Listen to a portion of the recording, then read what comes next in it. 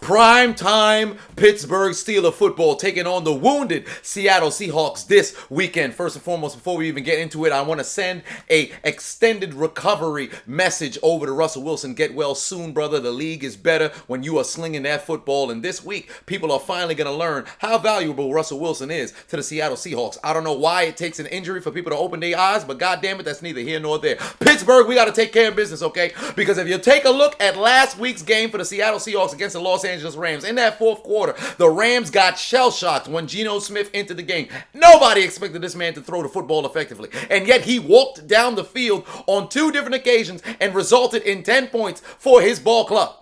All right, so what we can't have happen is have Geno Smith take advantage of our defense. Last week, we played a magnificent game through three quarters, and in the fourth quarter, we fell asleep.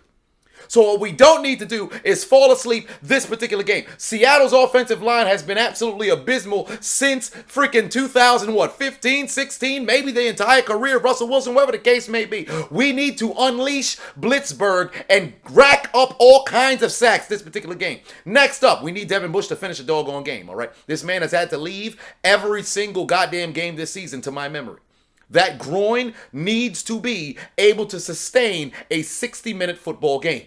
All right, so we'll continue to monitor him. Minka Fitzpatrick, you haven't made a huge splash play yet. You did have that, fumble recovery blocked, a field goal for a touchdown that ended up getting called back a couple weeks ago, but we ain't talking about that right now, okay? But we're going to need a splash play this game, and this is the particular quarterback to do it against, all right, to get out of that funk that you're in.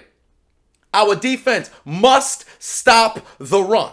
If we go out there and we give up a whole ton of yardage on the ground and we give Geno Smith a situation to not be one-dimensional where it's got to be the Geno Smith game and he now has, help from his running backs, we're not going to have a very good time. We need to make Seattle one-dimensional.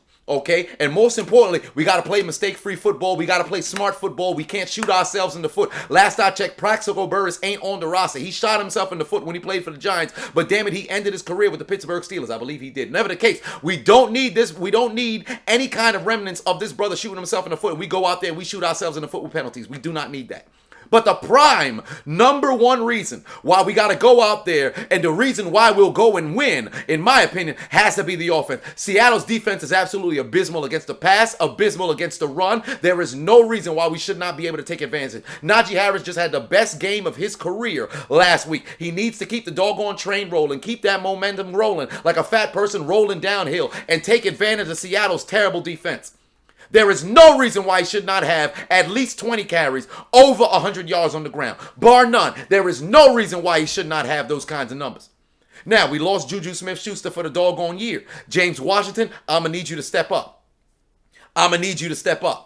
You didn't play last week. You're going to be back this particular week. I'm going to need you to step up. All right, Deontay Johnson, I'm going to need to see the exact same kind of performance. I need to see you beating people down the field without any kind of haste nor any kind of struggle. I'm going to need to see the ball vertically thrown down the field. Guess what? Pat Freiermuth, I'm going to need you to become a larger role. All right, in this offense, with Juju being gone, I expect Chase Claypool to emerge as the number one wide receiver. Well, granted, it's going to be Deontay Johnson, but nevertheless, I expect to see more Chase Claypool in the slot because he's already a mismatch with his size. All we need is just those reliable hands, and we will have happy days in our future. An offensive line, for the love of God. You guys played a good football game last week. Damn it, you better keep the same kind of consistency moving forward. When Ben is protected, Ben can play the best version of football that he can play. When he's under duress, he gonna look like he did during weeks 1 through 4, primarily weeks 2 through 4. We cannot have that kind of, goddamn performance on the field. Protect Ben Roethlisberger. He won't give the football to the opposing team, and we'll walk away 500 at the end of Sunday night. Come 11:30 p.m. Come 11:30 p.m., Pittsburgh will be 500. And guess what? We're going to be back in the motherfucking race of the AFC North. They laughed at us after week 4. They laughed at us. They said it was over. We got no chance of recovering. But guess what, brother? We shay leave, baby. We shay leave. And goddamn it, we believe in ourselves. And we going to get the doggone job done. It doesn't matter who we play against. It matters if we play our brand of football. And if I'm not mistaken, we play Pittsburgh Steelers football. I don't care what anybody says, who we line up against. It's any given Sunday. And I believe in our Pittsburgh Steelers, goddamn it. Get your hands up in here. Pittsburgh on 3. Win on 6. 1, 2, 3, 6.